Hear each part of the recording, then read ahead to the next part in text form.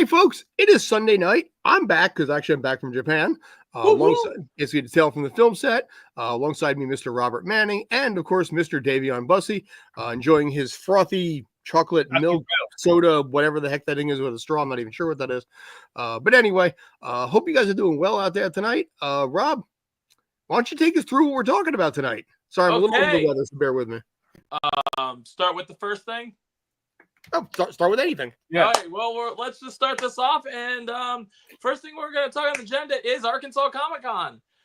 If you are in the Arkansas area or Missouri area or Texas or just in the area, there is a convention happening this coming up weekend called Arkansas Comic-Con.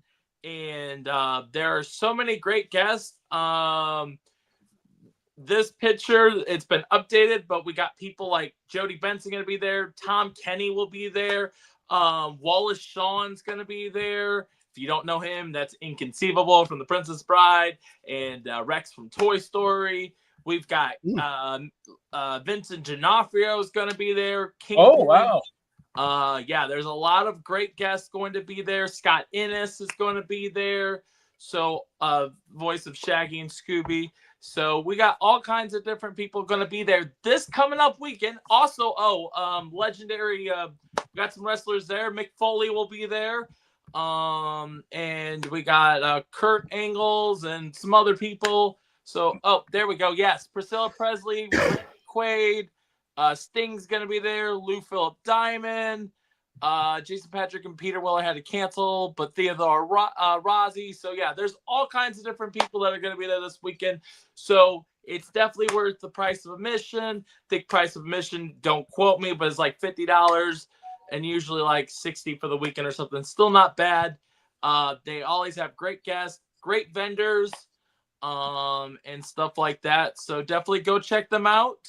Arkansas Comic-Con, look them up on Instagram, Facebook, and you can buy your tickets today. But yeah, we're excited. I'm going there. We'll be seeing Tom Kenny, Armin Shiver, Mick Foley, yeah. Mick Foley, definitely. Yuri Lowenthal also. Him to eat, hopefully. So Yuri Lowenthal also. Yeah. Yes, Yuri. Yes, that we've had on the channel. We've had Tom Kenny on the channel. We've had Mick on the channel, so it's going to be cool. We're not doing no interviews, but that's okay. I'm excited just to go. And we're just, doing some consignments and going to go say hi to everybody. And then be looking forward on Scott Innes' page because he's going to be making announcements once he sees me next weekend. So cool. Yeah. How you doing, Day? I'm doing good. We just came from Newark IFF, which is Newark International Film Festival. We just recently had that. I was working on, first opening night. Very elegant, very stressful. No. I ain't going to say stressful. I'm just going to say it was very elegant and distinguished. Distinguished.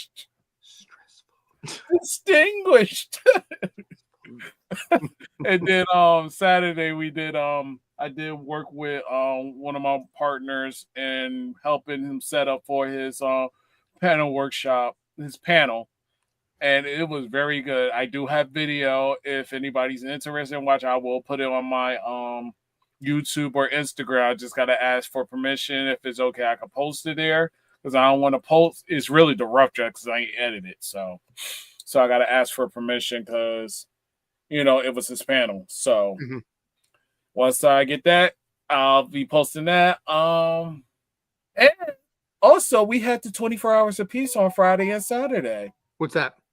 That is an event to basically have peace for 24 hours. No fighting, no guns, nothing. It's just a concert where you have a bunch of independent artists and two of the most popular mainstream artists as of today. You had Jadakiss, and also on Saturday we had The Baby. Yeah, The Baby. You got two white people here that are like him. Yeah, I was gonna say. You can say The Baby. I think of Goo Goo Gaga. I know, but he's a rap artist, and all he's right. known. So Yes. Yes. Okay, sir, I turned 50 years old in 2 weeks. You know, I mean, I come from a different era of rap where it's like Cool in the Gang. Yeah. Oh, wow. Yeah. So, you know, so basically, yeah, you got to remember the generation you're talking to here. You know, basically, I will officially be part of the old people group where I'll sit there and like whine about your damn kids and your Nintendo DS and your Dr. House and your OK Go music. Wait. We're the same generation. Technically, we're the same generation. No, you're not. Oh, I'm not? I'm Gen X, sir. You're not. I'm millennium. Yeah, you are definitely a millennial. Yeah. So how dare you, Rob? Rob, what are you? Are you an Alpha? I'm Generation Z. You're Gen Z. Is Gen Z different from Alpha? I'm on the cusp of being Gen Z because I was 97. 96 is where millennial ends. Okay. Okay. Actually, okay. So I think I'm Gen Z, and then there's Gen Z Alpha, which is the this current generation that I don't claim to be part of. Those damn kids. I'm part of the 90s Gen Zs. You know, I may have only been 3 years old when it ended, but I still watch things from the 90s. So, but you're more of an aughts kid in this case, because here's my rule of thumb: if you can remember, if you have memories that existed in the decade, you were part of. I remember stuff at 3 years old. In 1999. Yeah, it would have been 3. All right, I'll give it. Yeah, because in my case, being born in 75, I have memories of the 70s. I don't remember the 70s per se, but I have a couple memories there, like my first trip to the ER when I was 4, you know, rolling little pool balls up in Vermont. So, see, those were the good old days. Yeah. How would you know, Dave? I was born in 86, bro. Well, he said past life regression. That's what it was. Huh? Past life regression. Yeah. Yeah. In your previous life, you were a kid from Vermont. Dude, much. Legit. Actually, I think in a past, if past life exists, I was a Japanese woman previously. I swear to God. Totally would believe it. Yeah. That should be the show title. And another life, I have a Japanese woman. Listen, I've had tarot card readers tell me that I have a lot of feminine energy, wherever that might be. You know, my Japanese penchant. Yeah, it's like, all right. Maybe I'll call myself my previous life. I'll call myself Hiroko or something. Speaking of Japanese and women and stuff, sir, how was your trip? Oh yeah. Let's put it this way. The air was cleaner. The people were nicer. The food was better. The food was healthier. The costs were a lot lower. I think I mentioned that to you, Rob. Yeah. Yes, you did. You know, you said my salary could last me an entire year with no problem. No joke. I'm dead serious when I say this. Yokohama is the second largest city in Japan by comparison. There's Tokyo, you know, and then there's Yokohama, there's Osaka. In Tokyo, you could have an apartment, not a big one, but like a studio apartment. You could have a studio apartment in Yokohama for $400 a month US. 6 at most. That's good. So minimum wage over there is like $7, like in US comparison, $7.61 an hour. So you work a 35-hour a week job, you can have a $400 a month, or basically a studio apartment over there. But does that include utilities or no? I'm including that in there too, because you're going to need like $800 to $1,000 a month US to cover utilities, to cover internet, to cover food. So listen, can you live like immaculately on $1,000 a month US in Yokohama? No. But can you survive and have your own place? Yes, you can. Absolutely. You know, like I said, the cost of living. I told you this, Rob. I think one overnight. Yes. The cost of living in Little Rock, Arkansas, is higher than it is in Yokohama. Right. Yeah, I saw you compare Little Rock, and I was like, I was on a website, and I'm like Paramus, New Jersey, Queens, New York, and everything is just like Yokohama's less. So it's slightly less expensive than Little Rock, Arkansas. See, and this is what I'm talking about. Like people say, "Oh, if you live in Japan, you're gonna be paying arm and leg." Flying out there, yes, but living out there, not really. I was gonna say, there's literally a YouTuber that moved from the United States and has lived in Japan. His name's Akasan, and he does movie reviews and stuff. But he moved to Japan, and when he visited there, he didn't come back. He said and he's been a content creator out there, and doing his movie reviews and stuff. It's funny. The visa rules in Japan are very strict. So if you're on, like, say, a missionary visa, you cannot do anything that involves Japanese content. So if you're an influencer over there, you have to get special permission from the government to do something on a part-time basis. Like, for example, you have to get like a 28 hour a week exemption to allow you to do work in there. So in this case, and I'm just throwing this out there because I was looking into it, if we were to up and move to Japan, I would already have a missionary visa would already be in place for me, which would provide housing and all this kind of stuff. I would not be able to do any content related to making money in Japan without a permission from the government. So pretty much you can't use your content to basically talk about Japanese culture or show anything about Japanese culture. I would have to demonetize every video that is tied to Japan itself. Correct. So if I'm sitting there being like, hey, it's Scott, we're at a vending machine and this sort of thing, I can post the video. I can't make money off of it. But everything else, CPAC Takraw that we have in Thailand, college basketball, CFL, we can make money on that. Japan is like, you can't make money off our stuff, but we will take your money anyway. So, okay, hold on. I want to ask you, so how does that work with like TikTok? Because I know there's people on there that they film their trip and stuff, and I know they make money off their videos. Is that where they have the potential of getting sued by Japan then? What may happen is you can sometimes get permission from the government to do something on a 24-hour or 28-hour a week basis if you're under a visa. There is also a digital content or digital nomad visa that you can sometimes do content as well. The problem with that is it only exists for 6 to 12 months to maybe 2 years. Right, but if you're only going there for a weekend, can you make content and it's not an issue? Yeah, that's perfectly fine in this case. But if you are a resident over there on some kind of a visa, if you're moving, okay, I see what you're saying. Yeah, because sorry. No, it's okay. No, because Johnny Somali kind of caused that. Who dat? He's a YouTuber that basically goes to other countries and causes chaos in those countries, and so he's an asshole for money. Correct. He's one of those people that if you met him in the street, you want to punch him in the face really freaking hard. He's not the one that destroyed the Nintendo Switch 2 that just came out, right? No, he does stuff far more worse. Like he goes. Oh no, there was. I don't know if that's far worse, but there was some big complaints about. There was a guy that went and bought a Nintendo Switch 2, and then destroyed it in front of everybody. Like took it out of the box and actually destroyed it in front of everybody, and Nintendo wanted to sue him. Rob, when I say far more worse, just saying. No, that's not far more worse. Things that get you canceled in the U.S. Yeah. Things that can, when you in Japan or North Korea, he's stuck in North Korea. He can't leave. He's being prosecuted. That's not a place you want to be. Yeah, let's move. Not North Korea, South Korea. My bad. That's probably not a place you want to piss off people anyway. No. So, believe me, I saw last night.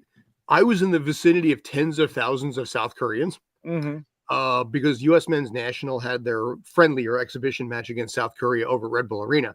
Right. There was probably the entire crowd was 26,500. Probably about 23,000 of them were South Korean fans. I believe it. And the decibel level hit 122 when they scored that first goal. And I was in the corner. I was in a really shitty location too. But it's that is an army of excited and passionate people. Yeah. No, they're really, like I tell people, because I have a group of friends that are Korean or South Korean. I got friends that are North Korean. I got friends that's Japanese. I got friends that's Chinese. They are the most coolest people in the world. My thing is, when you look at their culture, it's fascinating. You want to learn more and you want to adapt into that. You want to understand it more. You don't want to adapt. You want to understand the culture so you can respect them in a way where they need to be respected. Johnny Somali is a clout chasing, controversial Things I can't say because I don't want us to get monetized. Type of person. He's one of those people that if you see him outside, you want to really, like, if you ever saw Tropic Thunder, you want to punch him in the face really freaking hard. Not the other F word, but freaking hard. So, those cultures are like. Can you guys read that? Yes, Japan during his travels to Japan. Yeah. Yeah. Dude probably has like 15 million Instagram followers too. Mm-hmm. So. Yeah. Yeah. This guy is a complete you know what. Cool. Johnny Somali, huh? Yeah. I want some tamales. No, not him. Not that type of tamale. that dude is 24 years old, too. Holy crap. Yes. And you're young. And you called it mayhem. Because that's what the damn kids do. And they're damn kids. Yeah, they're bored. No, it's like you don't bored. No, it's not. It's not about being bored. What it is, it's about being controversial for views. Yes, yeah, and making money off of it. Controversial pays. And this is the problem we have in today's society. I prefer the Japanese. Maybe pick a different country, but it's called entertainment. No, but you don't have to. That's the thing. That's going to our next topic, Rob. Our next topic is next topic's John Candy. Oh, see? Well, to our third topic, but we're going to stick to the program. Stick to the program. What do you want? Which one do you want to do? Let's do John Candy. We're going to do John Candy. I love John Now, Candy. Rob, let me ask you this in this case. What do you know about John Candy outside of like any documentary trailer? Anything basically before 2 weeks ago? No, I grew up with John Candy. Did you? Yeah, with the movie he did with the Jamaicans. Cool Runnings. Cool Running. Yeah. That's why I was like, come on, Rob. Sorry. And then and he was also in Home Alone. He was in Home Alone? Yes. Yes. What else was it? Wait, which one? Fair. He was in the first one. Okay. That's correct. That's correct. Yeah. Also, let me see what else I know him of. I do know. No looking up. No looking up. No cheating. I can look. I do know one thing. Hold on. What's ironic is he died on my birthday, not on the year I was born, but he died on March 4th, 1994. Okay. So here's some facts that people should know. Remember an old movie that was Rookie of the Year? That's another movie that I like him in. Okay, but you looked it up. Yes, because my brain's not working, so I wanted to see what other stuff that I personally knew. What'd you say, Scott? Join the club. Well, most movies I haven't seen of his, and I'll admit it, I still haven't seen Spaceballs, and I still haven't seen Planes, Trains, and Automobiles. You stole the day out my mouth, man. I know. Uncle Buck, Cannonball Run 3, also, believe it or not. I love it. Spaceballs. Camp Candy, the cartoon series that he had back in 91, I believe it was. I do have the comic books of them. Oh, you do? Of Camp Candy, they made comics. Wow, I really didn't expect either one of you to hear about that one. I remember that one when I was a kid. It was on at the Captain and the Game Master. I only know about it because I own the comics. Fair. Okay, Rob, I give my respects to you. I'm not that young. Yes, you are young. My generation would be probably the last to know John. No. Let's get one thing straight. You're young, but you're younger. You're younger. I'm younger than both of y'all, but I still know a lot of it. Like I said, I grew up with the 90s stuff. I may have been born 97, but I watched Rookie of the Year all the time. That's why I say you're young, but you're an old soul. I don't know if old soul, but anyways. It's called I Have a Mom with Good Taste. Old soul. Because she always had me watch 80s movies and stuff. Now, that's right. I still haven't seen it, but he was in Little Shop of Horrors. Yes, he was. He was the radio DJ. Yeah.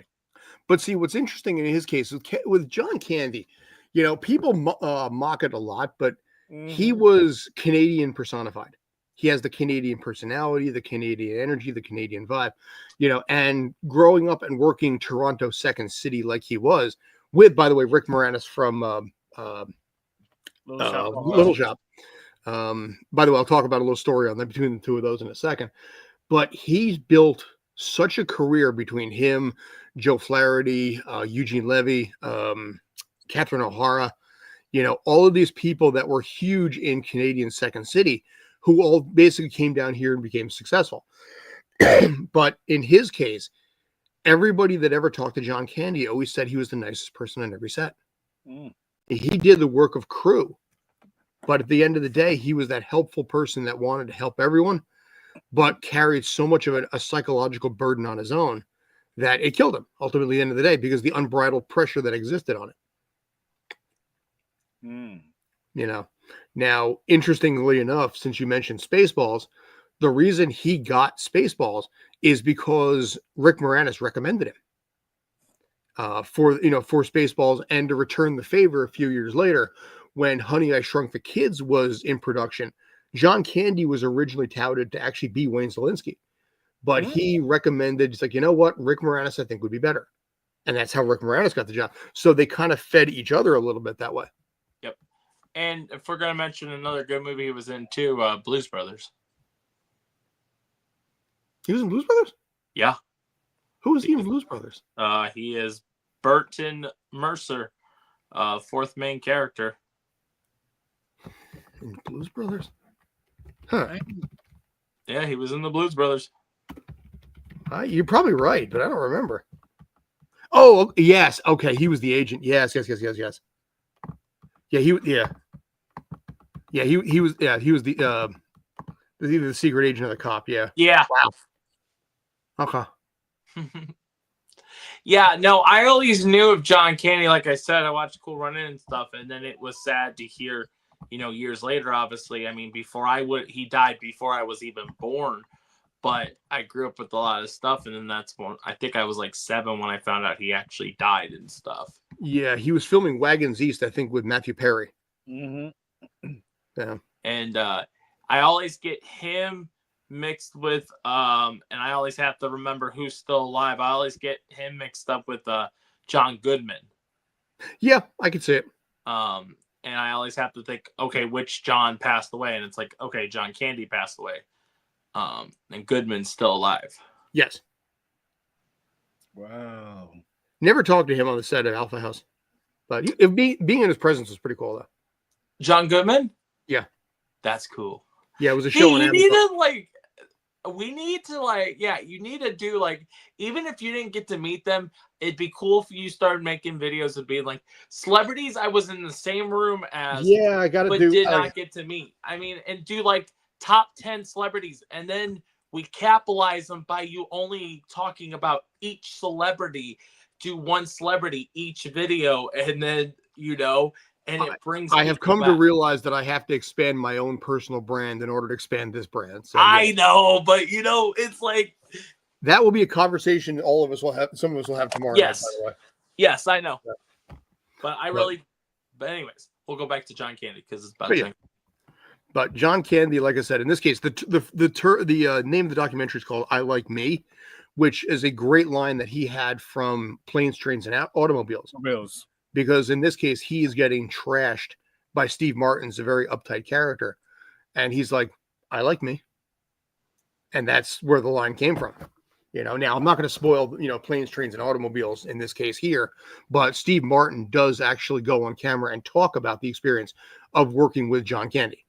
A lot of them people do. And that's a big part of this too. So, and I'm sure Spaceballs 2 is going to give a nod to him in some way. Now, what move? Because y'all would know more than I would. What movie was he in that Bill Murray was in? I think Stripes. Oh, Stripes. Okay, did he do Stripes? Okay. Yeah, he was Ox. I have actually never seen Stripes. Yeah, okay, he was Ox. The only reason why I was asking is one thing we saw when I was looking this up today is it talked about how Bill Murray teared up seeing the trailer and stuff and remembering there was a quote. I can't remember what the quote was, but he was basically saying that he wasn't just an actor, he was a good person or something like that. Yeah. Or he was a good actor, but he was a better person or something, or a great actor, but a better person, something like that.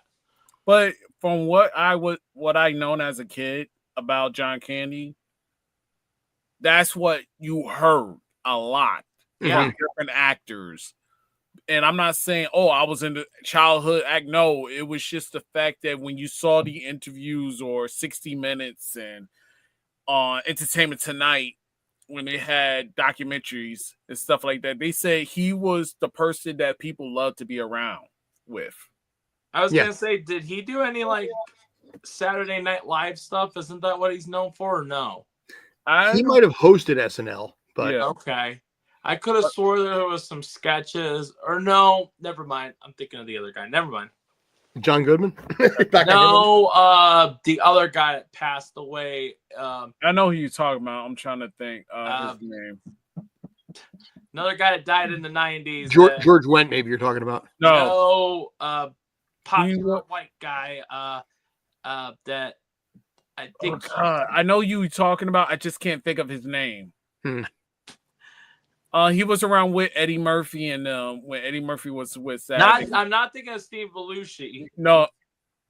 Thinking of what? Anyways, I'll think about it. It's John Belushi, Jim Belushi. I'm thinking of the Belushi brothers. He was part of the early SNL group.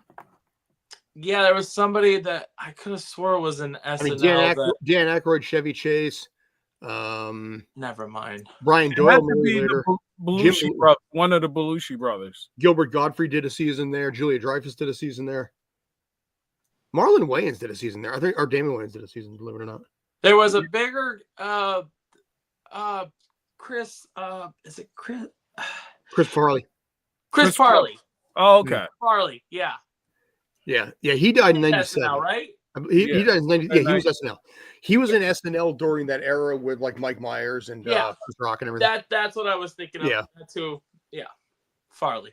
What a lot of people consider the last great era of SNL. Yes. Yeah. That 90s across the board, not just there, but also with like Tina Fey, Amy Poehler, Will Ferrell. You know, after that, it kind of it's like I'm trying to go up, but then go down. Trying to go up, and then go down. Kind of like the stock market. Does that? Yeah. Yeah. But unlike the stock market, basically SNL keeps going down. So. Well, depending on what stock you're investing, that may be happening too. Well, yeah. But yeah, Ryan Reynolds, I think, is executive producing this as well. So yes, and that's he was. I think he's the one that got Bill Murray to be in this.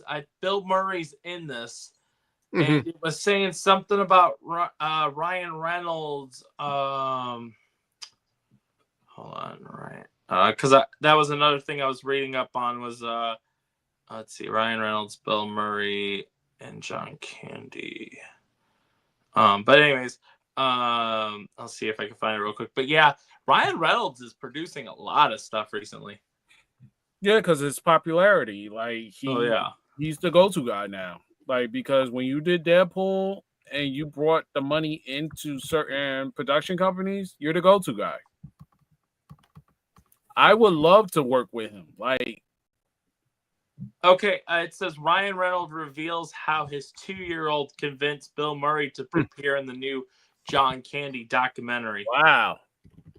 Ryan revealed that his son Olin too said Bill Murray to get him to participate in the John Candy I Like Me as he spoke at the premiere at TIFF on Thursday. But it doesn't say what the comedian who played but like us I'm saying Silent Lady Syndrome. But anyways, so yeah, Bill Murray's going to be in the documentary, and I don't know who else is, but I do know Bill Murray, and I think Dan Aykroyd's in it too. Okay, that would make sense. Yeah. Again, they were all Second City. Said Bill Murray and Dan Aykroyd among the stars honoring comedian. Among those remembering John Candy in the new documentary. So yeah, it should be good. Do we have a? I know we just got the trailer 2 days ago, but do we have a release date? Do you know what? Hang on a sec. I hope Rick Moranis shows up in that because he's coming out of the woodwork a little bit here. I would at least see him doing some kind of statement, especially with them being in Spaceballs together. It releases globally on Amazon Prime October 10th, but it went to Toronto International, so it's already been screened. Oh, okay. So it's already done. Yeah. So yeah. Well, that's good. I didn't realize it was already done. Yeah. Now we just figure out what Ryan Reynolds' movie about cancer was recently. But that's another thing. I need Ryan Reynolds to do one favor for me. Ryan Reynolds. By the way, Ryan Reynolds knows absolutely nothing about Major League Baseball. That's right. Yeah. I got to figure. I don't remember what the hell the name of that movie was or what that thing he did with Brian Morse. I was there all day. I didn't imagine it. I was freaking there. But it's like, I need Ryan Reynolds to do one favor. What's that? Do me a favor too. Tell my class of 2016 to F off because they treated me wrong. Dude, really too. Here's the thing: school sucks. Yeah, you know. School prepares you for life from the standpoint that it prepares you how basically people are assholes and how the system is designed to protect those in charge and not actually protect the people that need it the most. No, it's pretty bad when I went to the class of 2014's reunion and I went to the class of 2015's reunion. I'm probably on the record not going to my own reunion. Don't feel bad because I ain't been Go ahead, Dave. I ain't been to none of my class reunions. Dude, because they never the reason why they never created a class reunion. They have a class united or a hangout, but not a class reunion. Well, that's a different story, Dave. If there wasn't one created, then yeah. But at the same aspect, it's like with mine, when I was in school, I went to prom in 14, I went prom in 15, and I skipped my own prom and went to church camp instead. I never went to prom. Yeah. Who go out with me? No, stop, Scott. Dude, when I was in high school, no, but nah. But it was funny because back in 2004, all we had back then was classmates.com. We didn't have social media. So my 10-year high school reunion was actually legit because I hadn't seen these people for a while. But now it's like, dude, you're posting pictures of your half naked child in the bath. I know what they look like, what their favorite foods are, what their date of birth is, their address. I have all this information. I don't care to see you in person. There's no reunion. There's no reunion when it comes to class reunions. If you see everybody on social media and you know everything about their lives anyway. Exactly. I was gonna say there are a couple that it was nice seeing at the reunion because they don't have social media. Nice. Now if they don't have social medias, then yes, it's more worth it. But you're right. Everybody posts their entire business online and stuff. So it's like, that's not really a reunion when I go, okay, I already see you do all this stuff. Cool. This isn't a reunion, but a few weeks ago during the summer, a girl that I used to work with / crush on, she posted pictures of her twin girls and their lemonade stand event that they had going on. And it's like, we're at the house here. Come over. Basically, come by their house. It's at blah, blah, blah, blah. She posted the little address of where her twin girls live to entice people to come over and buy lemonade. And it's like, oh my God. I would ask, do you have a permit? Oh, that's right. Yeah. Maybe legal permit. You have to have a permit to have a lemonade stand. It's illegal. Or is it in your area? Because that is a law. That might be a national rule because you're soliciting on government on street property. Yeah. Well, no, it's also it's a health violation too. You have. I'm not kidding. You have to get an actual business license. Yeah. And a safety food course thing to have a lemonade stand. Yes, Dave. This is something that's been now. People get away with it, but technically, if a cop passes by, they can shut it down. You can look it up. Yeah. I know you are. You don't believe me. This is something that's been a thing for over 15 years. Robin belongs to the American Legion, and whenever they have specific events, she's not really allowed. A lot of people are not allowed to bring certain things like cookies or egg, deviled eggs or anything like that, because the permits are not there for it. Yeah, I can attest to this. It is 100% true. Even for charity events where you're trying to raise money for an organization, Because I found this out. I think this was a history class because we were talking about laws that sometimes don't make sense, and one of the laws was about or things you could get in trouble. Yes, Dave. Hey, so here it is.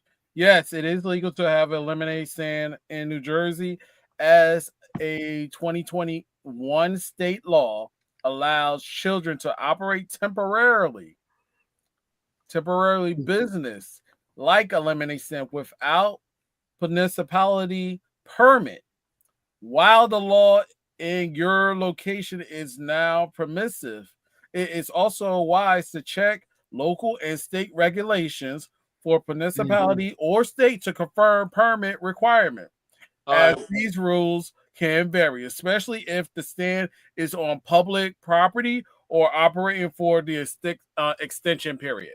Oh wait, you said 21. Sorry, my data's back from probably 2015. So update your information, sir. Yeah, I know. I mean, I guess so. Everybody that want to do a lemonade stand, you can't have a lemonade stand for your kids. Temporary. I wonder what the temporary means. If you can only have one a year, right? 2 a year. I mean, if you're probably gonna have one like once a month. Once a month. Once a month. Probably once a month. Probably 0. But anyway, point being, is here. She posted pictures of her twin girls that are like 10 years old and the address where they live. So yeah. Like if you had it on your property, like not on the sidewalk, and it's on like your lawn. But you're still posting your address for everybody. What she could have done was use the neighbor's address. Yeah, but then you can't draw. Well, maybe you actually could, but yeah, nowadays with that trunk, now we're into September, so next month will be trunk or treat because you don't go to someone's house anymore. Wait, you don't? Oh, you don't know about that? Yeah, no. In a lot of places now, you stop going door to door, and what they do is they operate out of like a parking lot, and you basically just a bunch of people open up the trunks of their cars, and you just do it that way. We do that here, but no, you can still go to people's houses too. But a lot of people are doing trunk or treat over here now. There's so out here in Arkansas, a lot of the churches will do a trunk or treat, so at least the kids are safe. Yes, yeah, but people still go door to door out here. Nobody do no trick or treat in our neighborhood. Nah. Well, yeah, I can. I'll buy some basic stuff for this place, but like a bag or two. But I'm not going to kill myself on it. No, because you don't usually get anybody, right? Or you get a couple. I mean, I got like maybe a dozen, but they're all kind of assholes. Yeah. They're like, hey, give me some fucking candy. Throw an apple at them. No, I'll be like, if somebody say that, I'll be like, oh, you want a candy? Okay, bang and bang. And then you know what they do? They beat the shit out of your cows. Yeah. So, I'll be like, well, long story, ice cream. I just throw ice cream at them. Well, on that note, yeah, I was going to say, basically, what does this have to do with Giancarlo Esposito? Okay. Yeah, on this note, let's talk about something that been eating at Day, because he's like, we have to talk about this, and this is Mr. Giancarlo Esposito. Just went to the which I put in the title thing. But it was the Emmys content.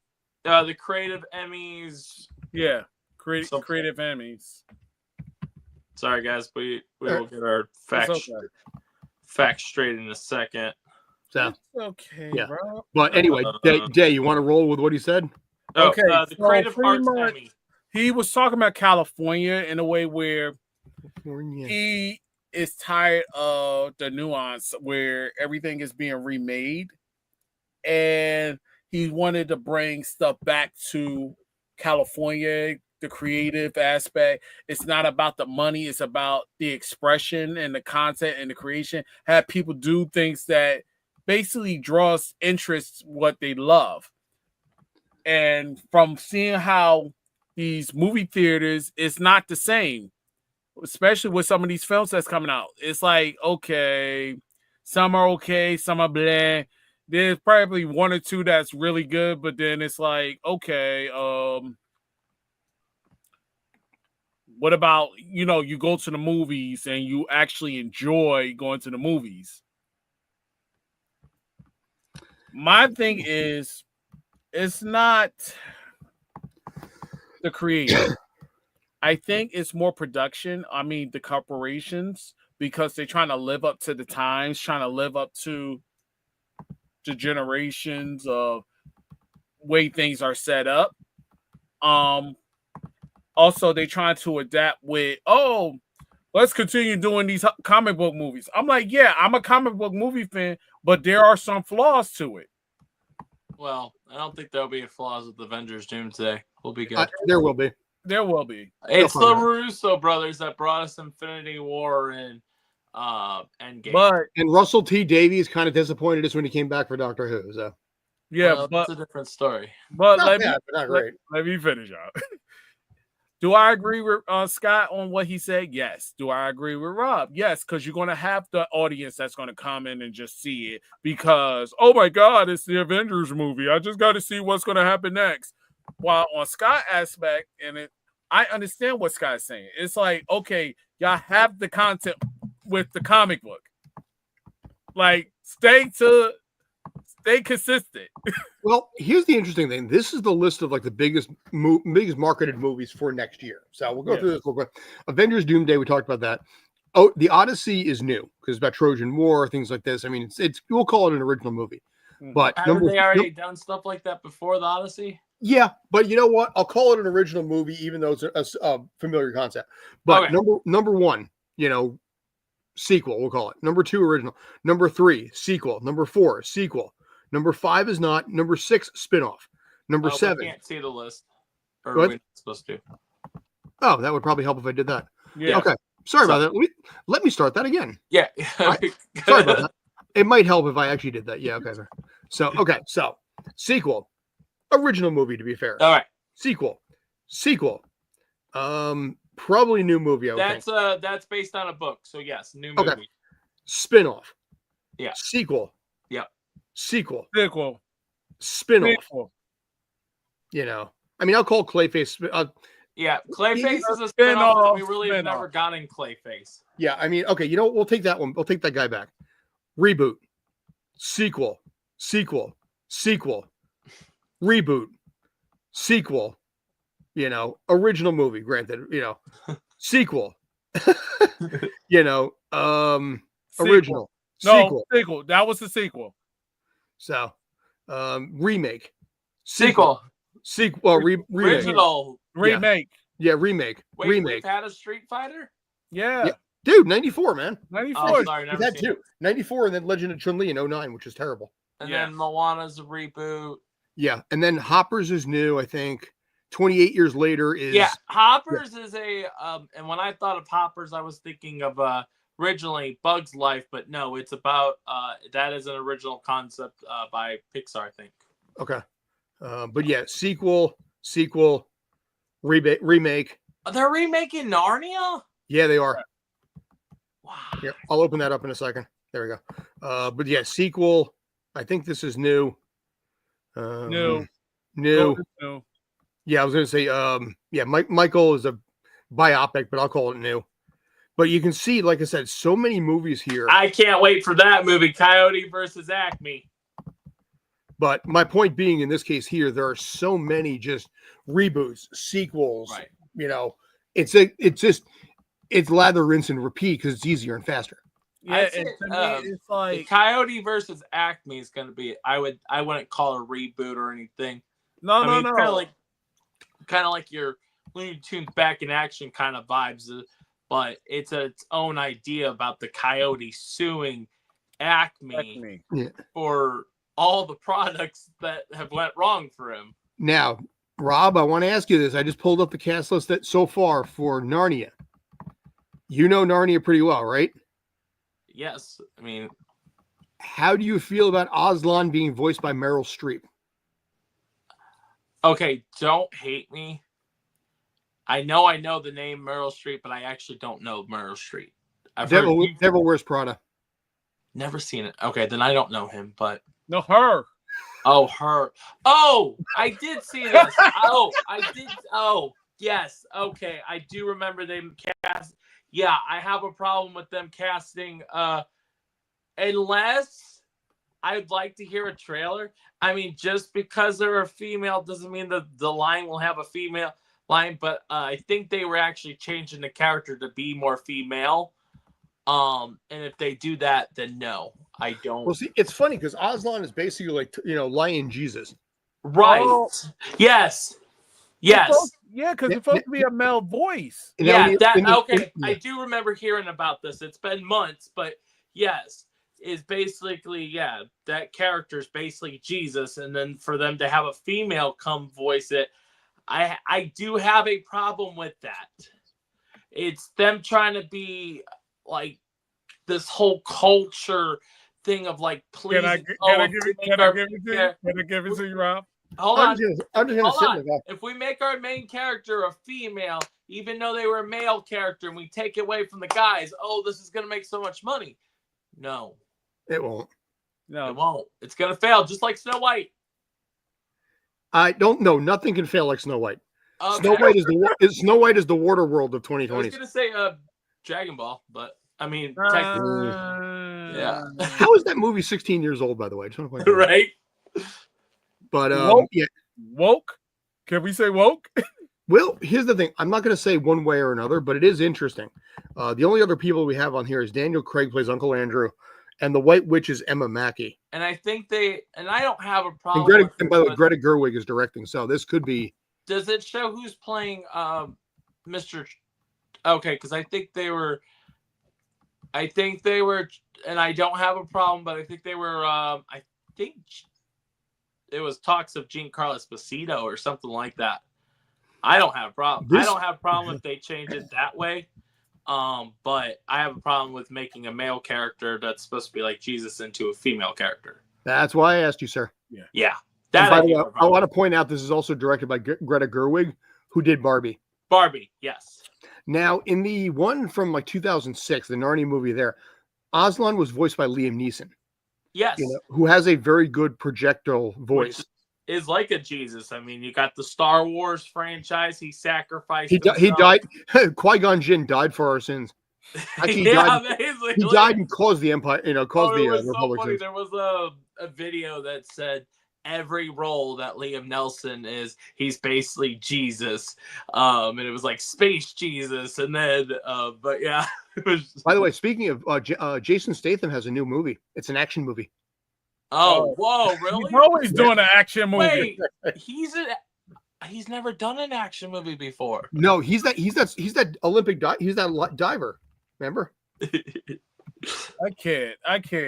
But back to the subject. But I will say, Spider-Man, yes, it is considered a sequel, but I'm really looking forward to that movie. We're getting Venom and we're getting Scorpions finally actually coming back.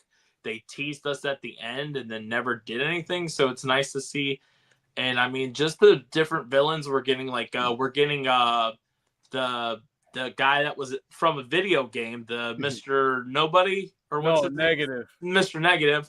So it's gonna be a cool movie. I'm excited for that. And Avengers Doomsday, I'm really excited about. Especially when we see Peter Parker having a scene with Robert Downey Jr., but it won't be as Iron Man, but it'll be as Dr. Doom, and that's gonna be an emotional scene right there. I don't think people are gonna be passionate about it. I think Marvel's gonna run its course. I feel like people are moving on to things that, it doesn't have the same energy and passion anymore. I think you're wrong, Scott. I'm on the internet every day. People are excited for So am I. I've been on the internet for longer. No. Well, probably, but ladies and gentlemen, this is everybody's the excited debate that they've been Doomsday. waiting for the longest. Doomsday is going to make over $1 billion with no problem. See? Yeah, but it's going to spend a lot of money to make it. Yeah, that's fine. Spend the money that you need to. See, ladies and gentlemen, while we watch these two guys go at it like cracky, yeah. Well, it's gonna. I don't know. You got so much heart going to be in that movie. The fact that you have original X-Men coming back, You got the Fox universe that's crossing over. Yes, they're gonna die, but it's gonna still be cool seeing them. Rob, why you gotta spoil it, man? Like, come on, man. But see, here's the thing: it's been 6 years since Endgame, and there's been a lot of duds since. It's not like basically you haven't. If they had Endgame, and then waited 6 years and brought it back out, I think then you're the anticipatory. But there's an oversaturation in Marvel content right now that has watered down, I think, anticipation. I could be wrong. You feel to disagree, but it wouldn't have been. Hold on, it wouldn't have been watered down if the pandemic didn't happen. There's a lot of projects that were supposed to happen that would have been spread it out more, but then the pandemic happened, and then they released all those projects at once. I agree with the pandemic did make it where we did feel watered down with projects because we were getting something every single month, and people didn't want to just go subscribe to Disney Plus and stuff. I've liked most of this phase of stuff. There's some things I've had problems with, like I think it's Last Phase, but Internals, I didn't like that movie. I actually like the Marvels. I didn't like the Miss Marvel show. I agree with Rob on that one. I did like the Marvel. I didn't like the Miss Marvel show. I didn't even get past the 4th episode. It was too cringy for me. I didn't like the Miss Marvel. I shut it off after the 3rd episode and didn't turn back on. But I did watch the Marvels, the sequel to Captain Marvel, because I thought they were gonna unalive, kill her off, and then we get Rogue. Like that's how the comic books are. And we are getting the X-Men, so I'm hoping we'll get something like that in Endgame or something like that. I don't know, or not Endgame, sorry, Doomsday. But I don't know. I see your concern, Scott, but I can't wait to prove you wrong when Avengers Doomsday comes out, because you only have 2 Marvel projects coming out next year. In your defense, my track record for predicting blockbusters failing has never been good. Because there was some, I think it was dinosaurs you said were trash or something, and that almost made $1 billion. I know you like to point out my failures. I'm sorry. It's okay. I'm used to it. Listen, I'm used to it. Okay, it's fine. Hey, you do the same thing. I got a song singing in my head right now, and I'm not going to sing it because I don't want us to demonize. So. Yeah, he's like, I'll just keep digging my hole, Yeah. But like I said, Marvel only has 2 projects next year. You have Spider-Man, and then you have Avengers Doomsday. Okay, and Spider-Man will get anticipatory also. And I think Spider-Man, people are actually hyped for Spider-Man. Yeah. And I think that's going to be great because we're finally going to get the real Spider-Man we should get, not one that, I'm not saying I didn't like him being helped by Tony and all that, but we're finally going to see him where he's not able to rely on somebody like a Mr. Stark. He had to make his own suit. Or his counterparts. Yeah, and I'm hoping that we get Ned as Hobgoblin. Ned Goblin. Because that actor is now buff. Mm-hmm. And that would make sense. It's kind of like Jonah Hill did or Ethan Suplee. But he's buff, and it makes sense because in the comics. So back to Giancarlo Esposito. Okay. I wanted to say something real quick on that because I could see him wanting his stuff to come back to LA, but the problem is of how expensive it is to film in LA. The fact that the price to just live out there is expensive, That's why you do have studios in Atlanta, Georgia. Or coming to Jersey and studios in New York. Well, I don't consider New York because New York's expensive to live too. Atlanta's pretty cheap. Like we're talking about no, it's getting like New York now. I just looked up the other day. I can go get an apartment for $600 to $800. We're talking about California that to get a studio. You're talking about $3,000. $2,000 to $3,000. So now I looked it up. LA will do 20 to 25%. New Jersey does 35%, and Louisiana does up to 40%. Of what? Tax credits. So as somebody once told me years ago, productions will follow where the money is. Right. And you said actors should do the same. tax credit. What is Georgia's tax credit? George, actually, you know what? Hang on a second. Because I'm pretty sure that's another reason why they film out there, and that's why you see the big giant Georgia peach logo at a lot of movies, because that shows it was filmed in Georgia, and they get a tax write-off. 20% up to another third, up to 20% with an additional 10. However, it has what they call a right to work state, which I don't understand all the details on that specifically, but right to work allows you to lower the budget on casting actors, which saves money in the back. That part of the reason why Walking Dead was filmed in Georgia is because you can have 100 walkers and pay them $8 an hour. Oh, yeah. I thought you can pay them when they SAG or not, you can pay them minimum wage. But the tax write-off also helps them pay their actors more too. Yeah, but they're not going to.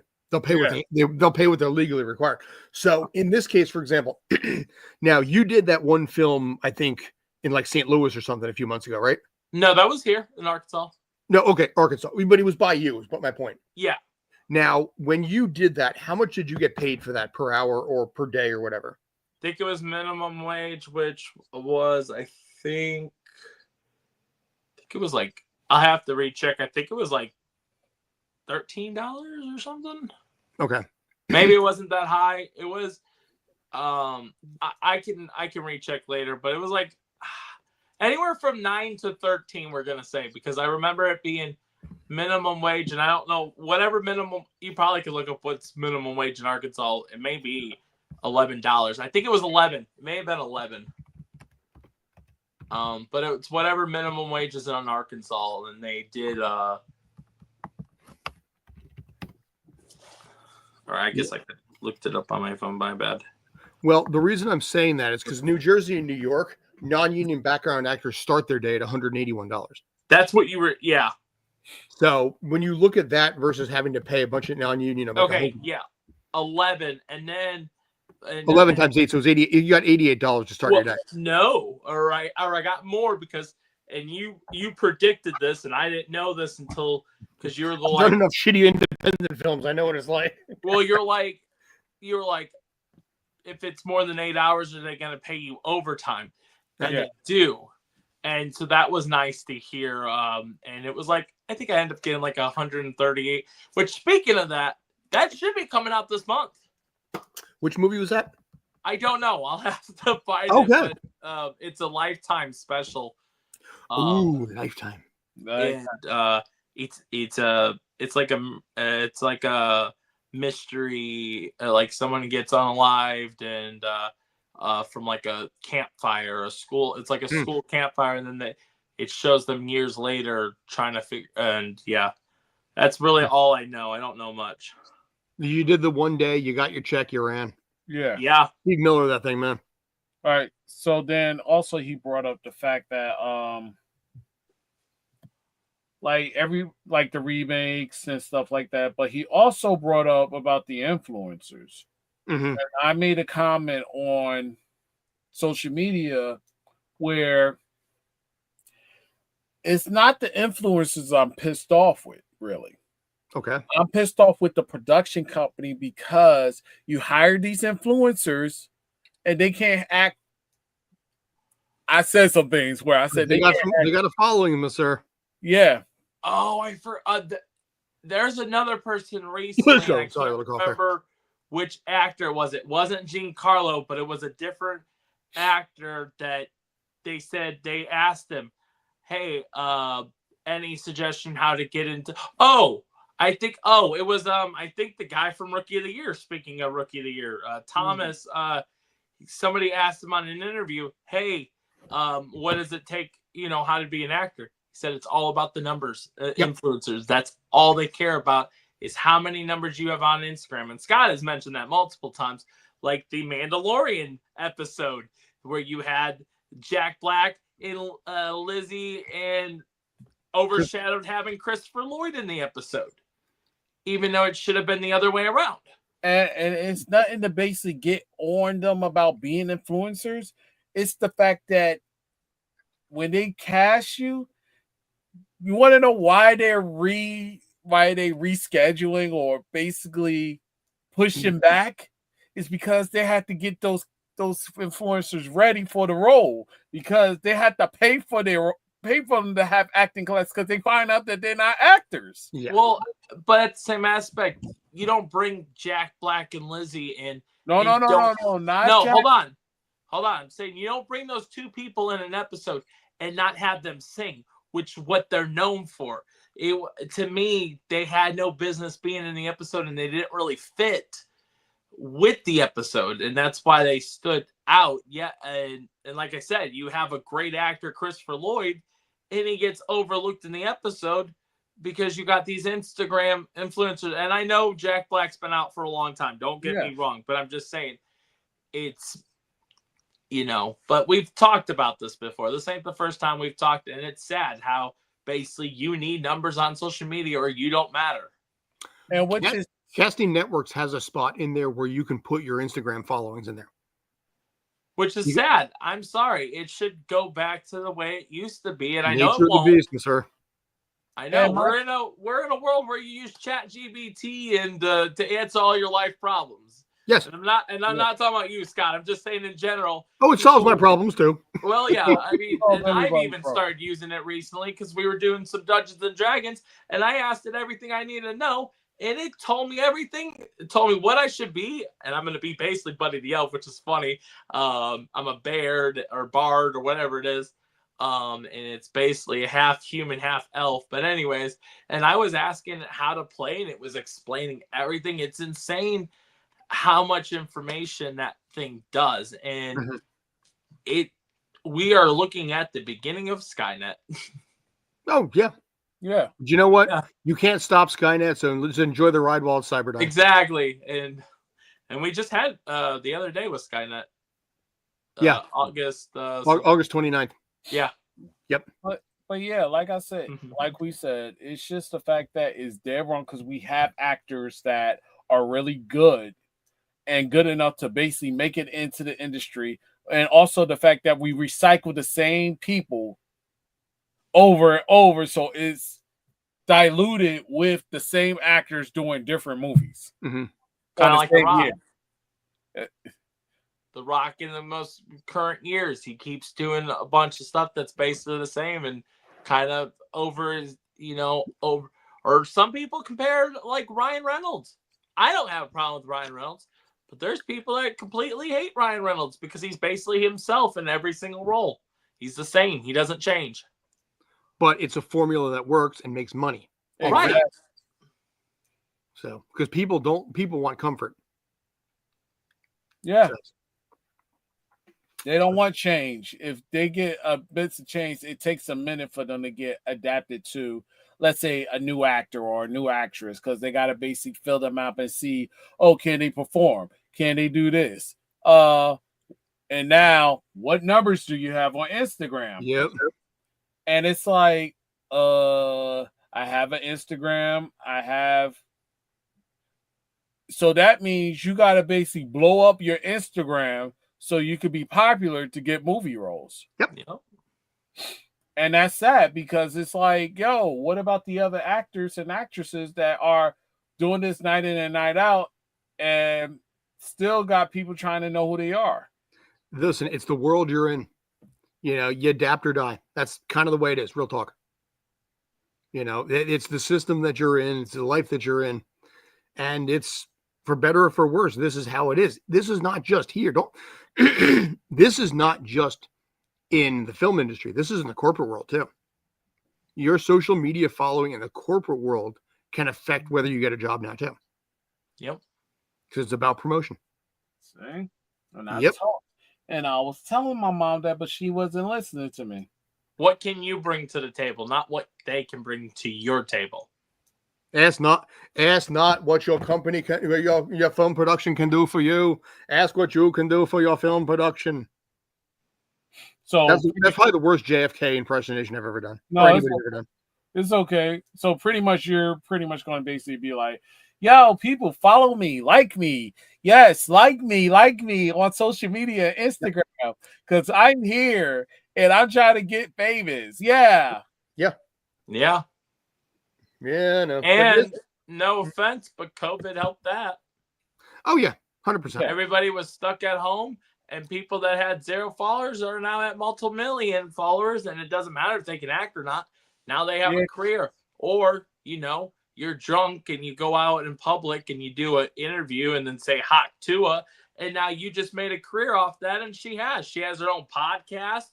And it's insane how literally something can happen and changes your life overnight. Hey, listen, wait until Philly Karen gets her own series. If you don't know who that is, look it up. I don't know who Philly Karen is, but I'll look her up. Yes, I'll look her up. But this is like Scott said, this is the world we in. Like somebody do something that is shock value or compared to someone that's doing a nice deed, what you think is going to happen. That's why I was telling people we're more a violent type of following than it is good intentions. Good intentions at the lowest peak. Seeing violence is at its high. That's where you notice all the views and follows comes in. Am I correct? Yeah. This is getting very depressing, by the way. Yeah. I'm sorry. That's kind of why I didn't want to talk about this, because it is a depressing topic in general. It just is. But at the same time, it's also not. And the reason I'm going to say that is this. It is the world that you're in now. But at the same time, if you generate a good Instagram following, it also showcases the fact that you don't necessarily have to be a good actor. You just have to be a good marketer. So if you get good with marketing and you get a good social media following, you can get roles based on that and then let the producers figure it out in post. Because trust and believe. Yeah. I have everything. Like everybody, you can look me up. My name is right there. Davion Buster. You can find me on Google. And I pop up. I bet you Scott can when Scott got his name, I don't know why his name is not up.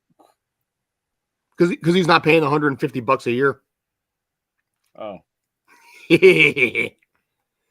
But yeah, so when I go look up, actually just look up Scott, you're right there. Exactly. Oh, yeah, you pop right up.